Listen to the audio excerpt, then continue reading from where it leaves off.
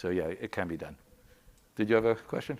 Yeah, there's this notation of like defining your own type, and is this only really used for computing different orders of derivatives, or are there other examples? Oh, for using types?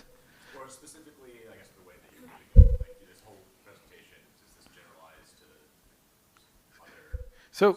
So it's the biggest trick in the world. It's not this little thing. The idea of making a type to do what you, I mean, did you see Kronecker products in this class?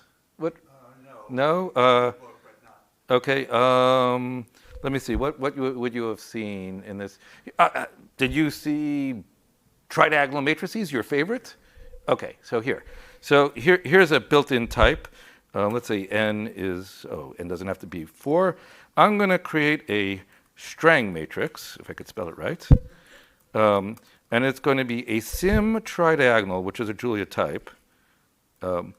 And we will create 2 times 1s of n and minus 1s of n minus 1. Now, here's a type. I mean, this is built in, but you could have created it yourself just as easily.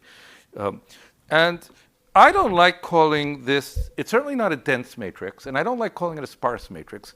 I prefer to call it a structured matrix. Though the word sparse, it's a little tricky here. But the reason why I don't like to call this a sparse matrix is because we're not storing indices in any, I mean, there are a lot of fancy schemes for storing indices for sparse matrices. All we store is a diagonal vector. There's the 2's on the diagonal.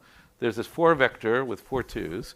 And here's a 3 vector for the off diagonal. And you don't have it twice, by the way. Most sparse matrix structures would have the minus 1's vector twice, the super and the sub. But really only